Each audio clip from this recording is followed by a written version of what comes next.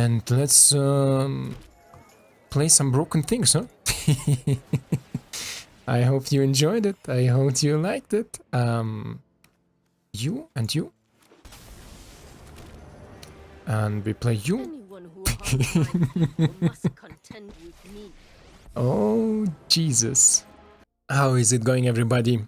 And welcome to my channel. Today with a Bant deck that I already teased a little bit against Sparky when the set came out.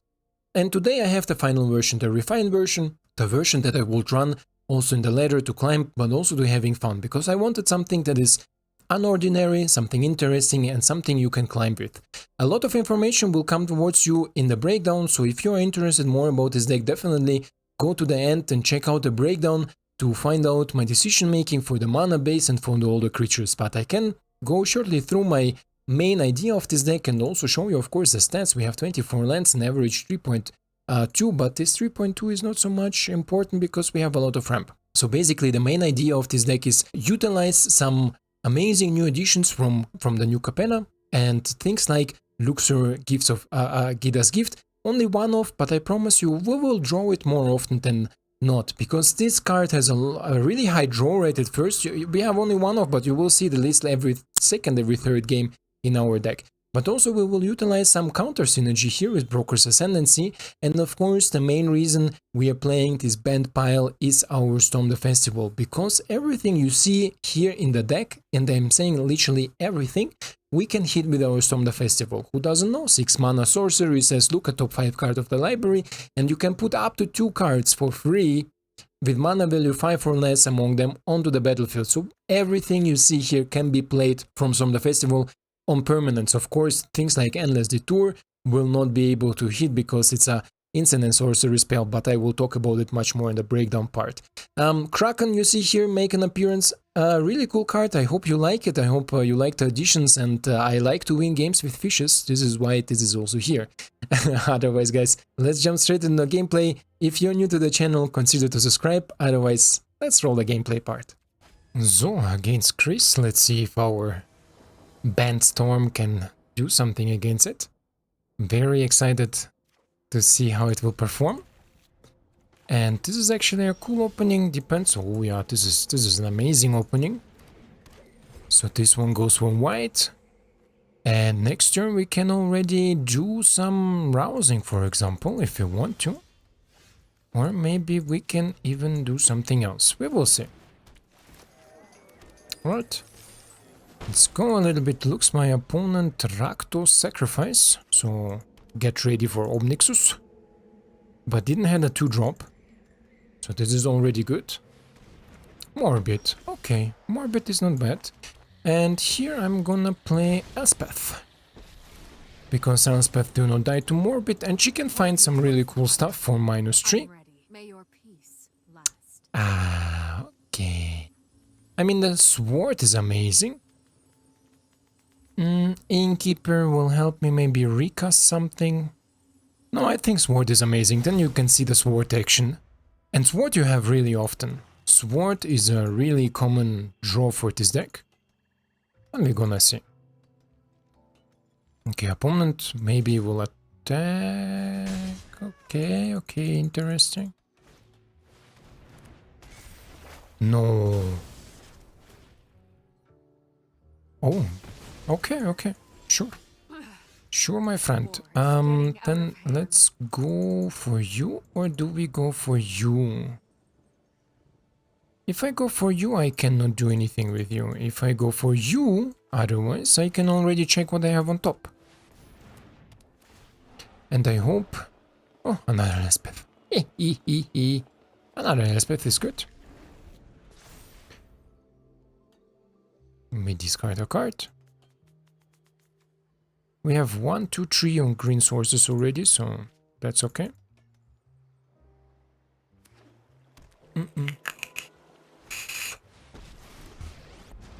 The lowly, huh? The lowly. Lowly is okay. Ooh, another one. Another one is actually also really good. So let's play you. What is your last chance? Return target creature card from your graveyard to the battlefield. Yes, Morbid there. Another rousing is good. Oof, oof, oof, oof. What a hit, huh? What a hit. Ah, this one is also amazing, but this one we can hit also with Elspeth. So let's go for a Storm. Let's of course attack. Both of you attack it, so we create a lot of creatures, gain a lot of life. Broken things, just broken things. This is what I tried to tell you, maybe... What? What? What's wrong with my opponent? Whoa, whoa, whoa, what are you? Meat Hook Massacre? I don't get it.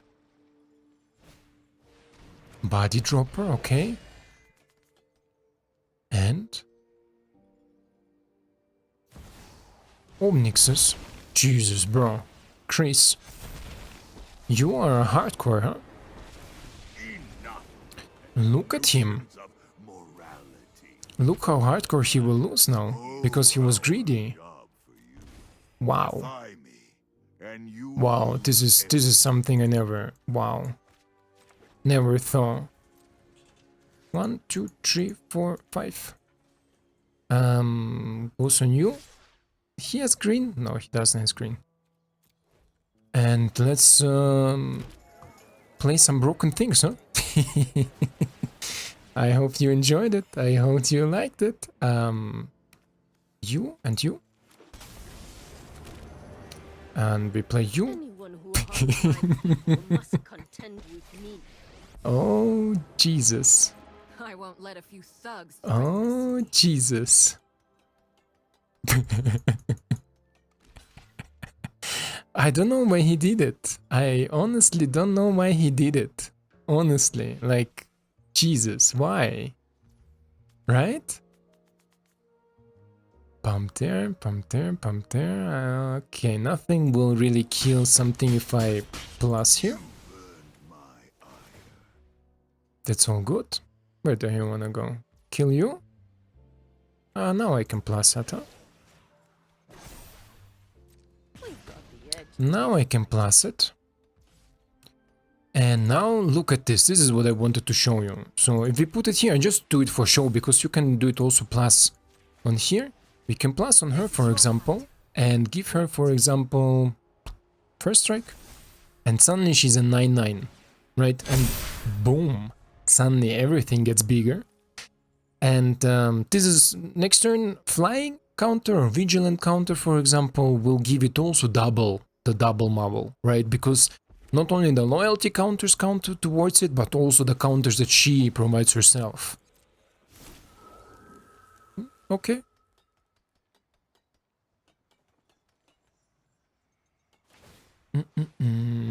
Okay, body dropper. Let's go. Let's go for it. Let's go. I like this inclusion. I like the body dropper. Sure, decline. We have life for ages now. Then, you know, you're gonna see next turn. Okay, Chris had enough. I'm sorry, Chris. I'm sorry. There are just other things to do on turn 5. Let's go next. So we are ready for our next game against Mnemosune. Let's see what you got in Ofenir, in the Oben. Opponent goes first again, but we saw last game it was not so bad. I think last game we went second too, right? I don't know, the last few days I'm going second really often.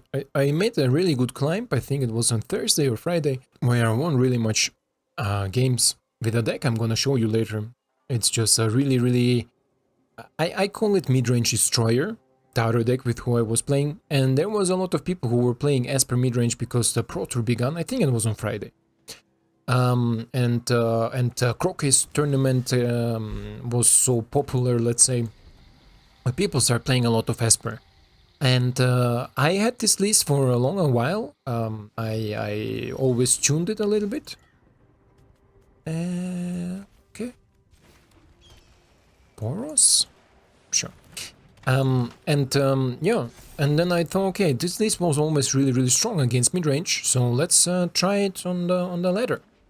And yeah, it was amazing. I think I had like a 20-0 run, but I will make a video on the deck and explain you everything there. Because we have a lot of mana, you think my opponent is running something broken? Sure. Currently I'm not sure what my opponent can run, to be honest. Most likely some sweeper. Jesus, he's playing nothing. Doomscar coming? But in the case of Doomscar coming, I should have saved the treasure, but it's okay. Let's distribute the counters all we want. Let's fake something. Maybe he thinks I have Wanderer or something like this. Ah, okay, this will be maybe an option to pump something else. Okay. Sure. Let's play you and let's play Tamio. Double green, yeah. Let's blast her instantly.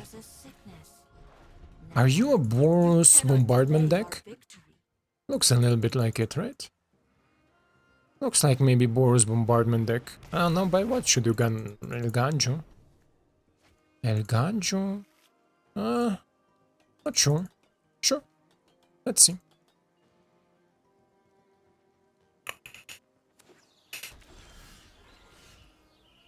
Okay, suitcase is not bad.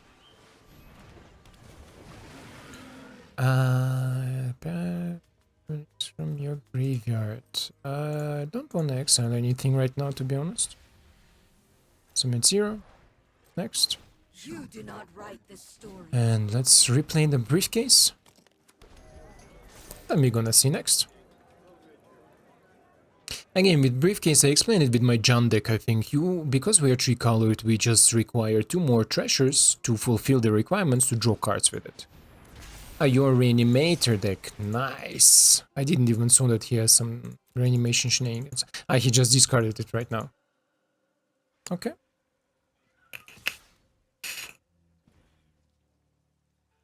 No.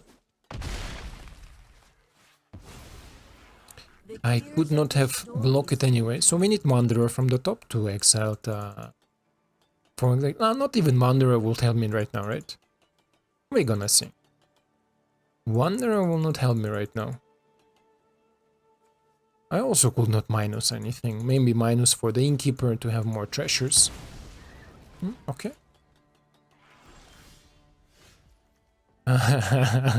Okay, so the game knew what I'm up against. The game definitely knew what I'm up against. And play it against foreign, like this is too obvious, right? Like I don't know, for me it's too obvious. I've never played against foreign clicks, and suddenly to have an opponent that plays in foreign clicks reanimate it also, like he had it on the hand, it's too obvious. Too much, my friends, too much. But sure. Okay, this is a loss.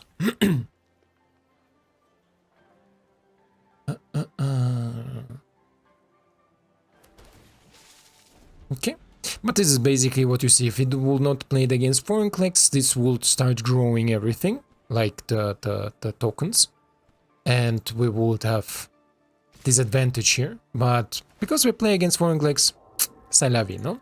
So let's go next.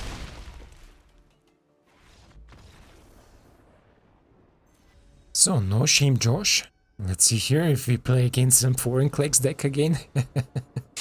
This is amazing. Amazing if you suddenly play against something that you never encounter in a diamond, or not even in platinum. I think the last time I encountered foreign clicks was like in a really low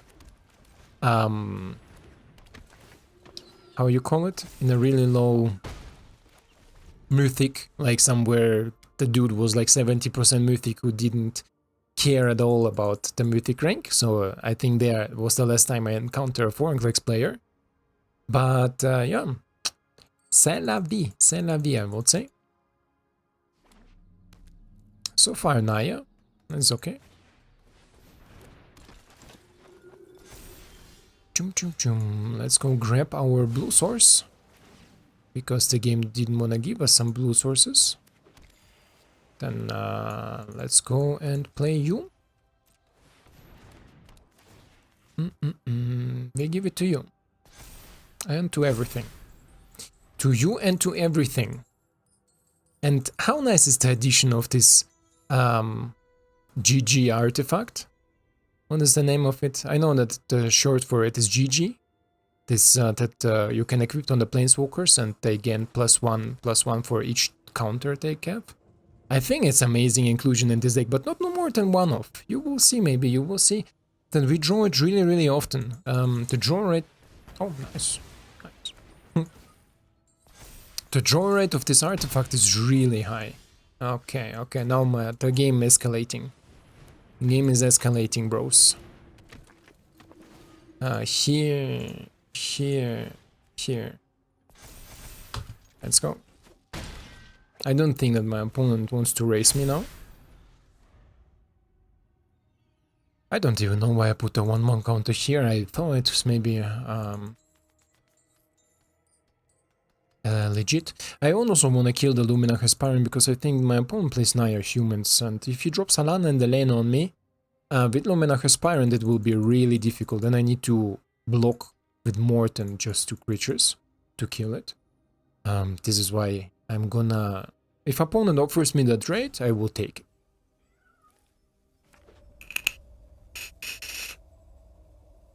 Or maybe opponent is gonna play Alana and Elena, and then I cannot even block it, yeah? Wenn man von Teufel spricht. It's a German saying if you speak about the devil. I don't know if you have this same saying in United States. But in Germany you say if you speak, or sometimes you can also say if you speak about shit it will swim up. Or shit will swim always up or something like this. How do you translate it?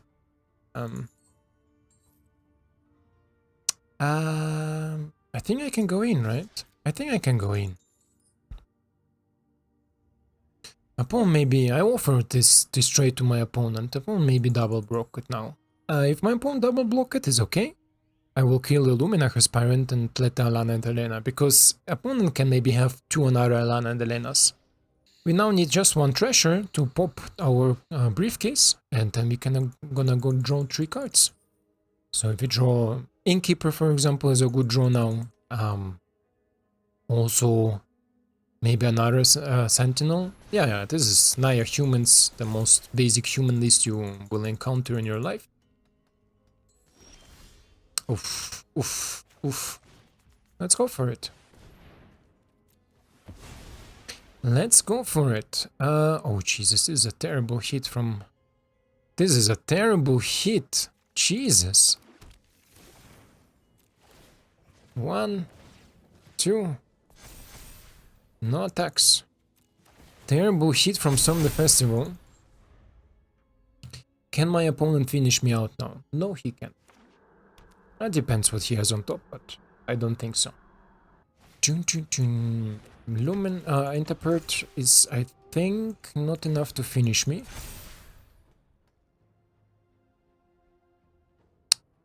Yeah.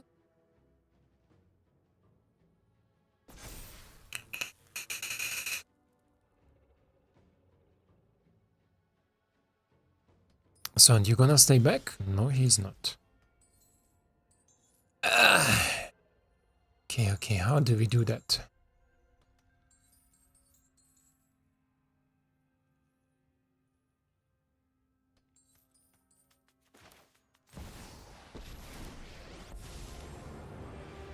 New Capenna is starting to feel like home. And I'll defend. Let me think shortly. What I can hit from the top that will be like, wow. For me? He can kill me next turn, this is the problem with the flyer. So if I don't... Oh no, yeah, I have here 4/5. So if I go here, put a plus counter on you. Let's do this together. And say you have lifelink, right? Then we go here and here. Out lifelink my opponent and gonna chill. Then we're gonna see if I can maybe ultimate our angels already. And my opponent, if he does nothing, he needs to check what he does with the Giada, right? Interesting. Why my opponent keep it so long back? He thought I have something to sweep, or? I think he thought I have a sweeper. Okay, he goes for the face. He don't think that I can... Okay, now we're gonna block here. 4 life. And... I can make it flying, I can make it vigilant. Or I can just ultimate and create a bunch of angels. That you saw the ultimate too, right? Never forget that angels built this city, not demons. Never forget that the angels built this city. 1, 2, sure. Ultimate in 1 turn. What do you think about the thumbnail? Huh? 1 turn ultimate. I think I'm gonna call the video like this. Opponent chumpy. 15 life, sure. I think my opponent forgets one important thing, that my creatures will gain 2 counters at the end of turn. Yeah, I think this is what my opponent didn't thought about. Sure. Okay. I mean, she will get huge clap, but I just need to take out 10 damage, right? 11 damage.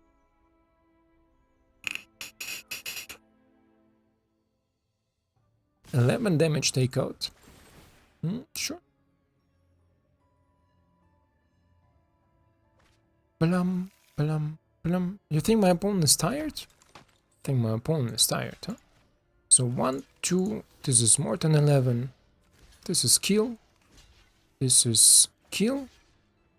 And this is kill. And this is jump. Nothing else is trample, right? Yeah. But if I jump, I can also jump here with it, right? Yeah. I can jump here. And you can go on the on this one. Bloop. Bloop. Okay. Ah, that's all. Okay. Then it's a good game for my opponent. No shame, Josh. It was definitely no shame what you presented with your Naya Humans. And Naya Humans is still amazing deck, but you see that this deck can do really broken things. Let's go next. So I think this will be our last game, because I'm planning also to do a small breakdown. That's why let's see what Mecha Penguin has to say or to do here. We don't have blue. This is too high, right? This is too slow. The first draw will be on 3 maybe, if we draw blue, so we're not gonna mulligan this. So this is better. And I think Elspeth can go. Don't need 2 Elspeth. Opponent is some Naya something. Naya something. And next turn, this green, this Innkeeper. Another Storm the Festival. And I think I'm not gonna play Resplendent on Curve. I'm gonna try to play Festival first, because we have also 2 of them. Opponent is a Naya Magecraft deck. Encountered it, they are super powerful, especially against us. Let's go with the hideout. Get blue source out, so I can play the rest for white and other things. So let's see if we can. Yeah. Opponent is a Magecraft deck. I encountered it in a diamond sometimes. Some games. Not a lot. Usually, or they lose like crazy, or they win like crazy. This is one of them. Yeah. Oh, Jesus. Look at this. Nice. Shuffler is totally fine, bros. To make a penguin here. Oh, this is a hit in the nuts, huh? This is a hit in the nuts. I'm sorry, friend. I'm sorry. Yeah, now he has nothing to. I'm sorry. Yeah, usually if this happens, they don't like to play anymore. If you kill their double strike creatures. They have a lot of double strike, a lot of trample, and Magecraft stuff, right? And Virtuoso is the best example for it. Virtuoso is not only amazing for card selection, so you can see what matchups you have to pump something. He also has double strike, and he also, when he has trample, he's really dangerous. I saw people killing others in turn 4, even turn 3 sometimes. Yeah, you can kill on turn 3 with Virtuoso. With things like this, for example. Okay, you have something that gives haste. Why? Wow. Interesting approach. So now, before we're gonna plus this definitely, or do you think we hit another Wanderer from the top? I don't think we're gonna hit another Wanderer from the top. So let's plus it. And let's play Festival. Elspeth, and do I need another land? For another festival, right? Yeah. For the second festival, I wanna hit it like this. We're gonna minus this one too. But this is nothing I really am super excited about, but sure, let's play one more Innkeeper. And because we have already our land, let's play you. Bloop bloop. And put it here. No attacks. So let's see if my opponent can kill me now. Otherwise, yeah, will be interesting.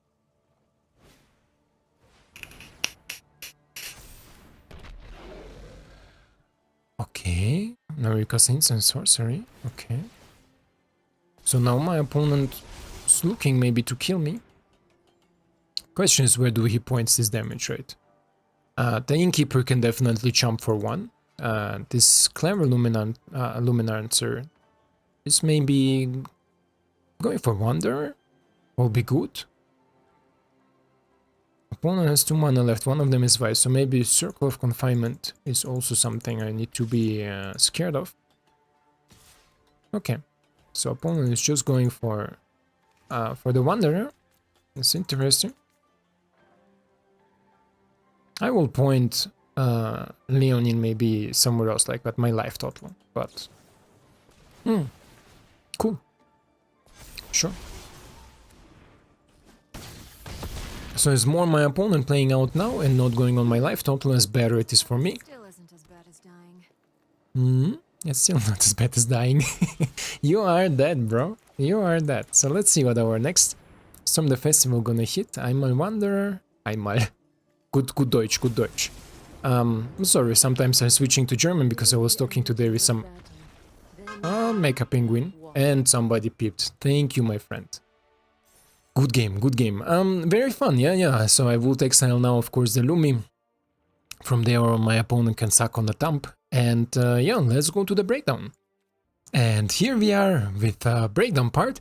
And I want to do here the breakdown part because with this deck I experimented a lot, I tried a lot. This is why I want to talk about some experimentation, some tests that I run with this deck, or that I also tried and they didn't work out as well as this version, for example. So first off, I want to talk about our new card that I also tried here is the Fight Rigging. Fight Rigging, who doesn't know, it's a hideaway card, also really popular, and I wanted to include it in a lot of different decks. Here it doesn't work, and this is also why mainly the Kraken is here, but I found later on that the Kraken has different synergies. We don't have enough creatures that Richie can activate Fight Rigging on turn 4 or 5, right? This is why Fight Rigging didn't make the cut in this deck, but I think you can adjust, maybe make some difference, or maybe make some adjustments where you, where you could play fight rigging in this build, and maybe something similar, right? But I think Rebel Rousing as of a hideaway card is more than enough. Then I tried various or a lot of different counter spells. I went from Negate to Disdainful Stroke to Spell Pierce. So all these 3 counter spells, for example, I tried in this build, and more often than not, they felt a little bit too passive, right? Yeah, in some games they can save you the game. For example, if the opponent tries to play Loath on curve, Spell Pierce is really helpful, or if opponent tries to sweep everything with a Midhook Massacre, things like Disdainful Stroke or Negate. Negate cannot, no, Negate can hit it, Negate hits non-creature spells, so things like this, but it felt weird, it felt not in a good spot. This is why I thought, usually when we are in the state where opponent plays a Loath, for example, we don't really care much about Loath, because if we have things like Kraken or things like our Wanderers or any other Planeswalker here like Elspeth or Tamio, it's not really that impactful, right? So we can grind the opponent's Loath with our creature or with our Planeswalker, especially if we start hitting Storm the Festival from top of the deck. Then I also tried Gala. You see, so maybe my first build that I presented at the beginning of the set when it was released, when the server were not working, I showed you the similar deck or this deck against Sparky, but with some changes. Of course, in the time it developed, I got other wildcards, I got other focus, and also meta is a little bit different. Gala Gritters were in the beginning there, but then I decided to exchange it with the Courier's Briefcase, and I cannot stress it enough how good this card is. The Courier Briefcase, especially with Jaspera Sentinel, is just an amazing tool, not only to play things early on, so you provide not only with one ramp creature that can give with Jaspera Sentinel, give you any mana, but also with 2, you can sacrifice the Briefcase for any color, right? So if you need some colors here to cast Tamio, we can cast also with life if we need to, then there is like this huge possibility that Gala cannot provide to you on turn 3, right? Because on turn 3, just Gala start getting into her state where she gives you value, but she can be killed until then. She can be Midhook Massacre or whatever, because we have a lot of 1 toughness creatures. Usually opponent likes to Midhook Massacre for 1, for example, and then everything is gone. What stayed in this deck from my experiments is definitely the Endless Detour, the 3 mana instant spell that says the owner of a target spell, non-land permanent or card in a graveyard puts it on top or bottom of the library. So it's not only let's say divide by 0 with upside that it's not going back to the hand, it's going to the library. Of course, the downside, you don't draw a card from the learn spells, for example, or from the learn board. But it gives you also the possibility to target something from your own, right? In the late game, you can maybe return Storm the Festival to your hand, or some Planeswalkers that you need, or for example Falco. I had one game where the game was going really long, we had a really wide board with my opponent, nobody could really finish it out. I think it was Espa Angels, and then I top decked Endless Detour. I returned my Falco to the board. My board was wide enough to prevent my opponent from attacking, and then things changed, right? Things changed. Not only this is a flyer that also provides me a flying blocker, but also I can play cards from top of my library. And this is maybe something that this card gives like a little bit more extra versatility in your deck, and this is what I like. It's a counter spell, let's say not reanimation, but something that can recover maybe something from graveyard, similar to Tamio. You will find yourself often with Tamio minus X and bring some permanent card, for example, like Broker's Ascendancy can be killed on curve with Binding of the Old Gods. This is what often happens. You play on 3 Broker's Ascendancy, on 4 opponent Binding of the Old Gods is dead. You will find yourself often to minus Tamio to just give you back the Broker's Ascendancy. And this is also something really cool. You can also, for example, thing like Rebel Rousing, you can bring back or replay it again if you need to. But often I found myself with Endless Detour, or I bring back some permanent that is really, let's say, impactful in the state of the game, or Storm the Festival. Then for the mana base, let's talk there a little bit. Why do I have 3 Sparta's Headquarters? Because I don't have 4. If I would have 4, I would go 4 and remove the Broker's Hideout. But I think in 3-color deck, Broker's Hideout here in Broker's Hideout is a really helpful card. It can fill the spot of Spara, definitely can fill the spot. And you will go with more basic lands, and because of it, the various land destructions deck that are currently played are not as such a big deal, right? So I definitely recommend, if you then don't have headquarters at the hideouts, or the hideout as much as you need, let's go up to 4. Don't forget, blue is only splash. I know we have the Kraken with double blue, but usually it's covered with a treasure production or a Sentinel that can produce any sort of mana, but also we can hit it, for example, with Storm the Festival, and Kraken is maybe a long-term win condition, right? Even if the opponent don't want to take the 6 and tap it, the fish token will get bigger with your counter that you can constantly put on. Also Luminarch Aspirant can put the counters constantly on. Then the juicy addition, and this is what I was trying to talk in the gameplay breakdown, is the Luxior's Giada's Gift. Luxior, Giada's Gift. This artifact, I think, is a sugar addition in this deck. Not only in general, I have another deck with it. In general, I think in every Planeswalker build deck, this card can shine a lot, especially if your Planeswalker provide you with additional counters. Because you can put it on the Planeswalker, and I think we saw it in the game, right, where I put it on Elspeth and she was like 9/9 on the same turn. Yeah, like you can do that really fast. You can make her really big really fast, and this usually is a GG, right? How often I had with this deck games where I played against Anvil decks, and they drain you and drain you and drain you one by one slowly, right? And then you're both in top deck mode, and then you have maybe your Giada's Gift on the board, because usually they cannot remove it. And if you top deck the Elspeth Resplendent, so if you have the Elspeth, you can suddenly drop her on the board, equip it for 1, because it's just 1 equipped for the Planeswalker, and then say, for example, Vigilance, or for example, I don't know, Lifelink. I choose usually Lifelink to go for, because Lifelink is really difficult to race. You saw it maybe previous game against the Naya human build. With my opponent, he had like a 29 Angel, but who cares if you gain 20 life, right? So this is something really much to account with, that you can literally one card turn around the whole game, and this is, I think, what Giada's Gift does. Situational, yes, you don't want to have it early in the game, but you also don't want to have it too late when you are already dead. Let's say like this. Yeah. Otherwise, guys, I hope you enjoyed it. I hope you like it. If you have any additions for this deck, let me know. But I think I'm really happy with it. I find it really smooth. I find it really competitive. Yeah, maybe. I think for competitiveness, I need to add the sideboards with some counter spells against different matchups, with some additions against different matchups. The card, I think also this deck is really versatile. If you want to change this deck, you can adapt it to a lot of different things. You need to keep the core of our starting hand to have some sort of ramp or some sort of damage prevention, like Luminarch Aspirant is a damage prevention for me. Typical, like if opponent is an aggro deck, it's really difficult to attack through the Luminarch Aspirant, right? Maybe they will attack once or twice, but usually the Aspirant outgrows the damage that your opponent can do. And the ramp, of course, with Sentinel, Innkeeper, or the Briefcase. One of these you should have in your opening hand, and you should consider to mulligan if you don't. Yeah, other things, Broker's Ascendancy not necessary, and it is too not necessary in the opening hand. What I also like to have an opening hand is one Wanderer. This is what also I maybe would, let's say, consider to change, that I put maybe more Wanderer inside, but to be honest, I'm really fine with how I was running with 3.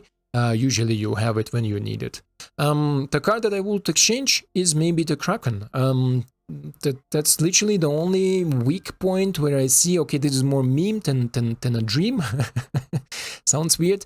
Instead of Kraken, I would maybe recommend to run here the Waiting Announcement. Waiting Announcement you can easily put in instead of Kraken, and it will fit from the curve really good. It will help you with token generation for your arousing, and it can also be hidden with Elspeth as -3. And to be honest, I considered this card to run first, but then I thought it's a little bit boring to show it to you, because I want you to see also the Kraken in action. And I had a lot of games with Kraken. Also the fish tokens are really difficult to deal for opponent, and I think they won the game because usually opponents scoop if after 2 or 3 turns they don't find a solution for a 3/3 or 4/4 fish token that constantly get bigger with some tokens like Luminarch Aspirant or our Broker's Ascendancy, then usually opponents scoop. So I think the fish won me the game. Because they didn't found a solution for it in this moment, right? And otherwise it's just a beefy 6/6 for 4 mana is always really good. It works really good with fighting raging. So just in case you have more of the Kraken and you consider some Simic build with some how it calls Coma, you can use really easy the Kraken, because with 1 counter it's already a 7/7 and fighting raging has already the value out of there. Yeah, this is so far it for the deck, guys. Mana base, you can copy, mana base, you can adapt. As I said, we are mostly Celestia, but we have the blue splash with our dual lands here. So if you want to do it, easily do it. Otherwise, as I said, Hideout is more than enough to produce all the mana you need, especially with the treasure tokens that we have. On this spot, thank you for your time, thank you for watching, and I hope to see you in the next one. Ciao!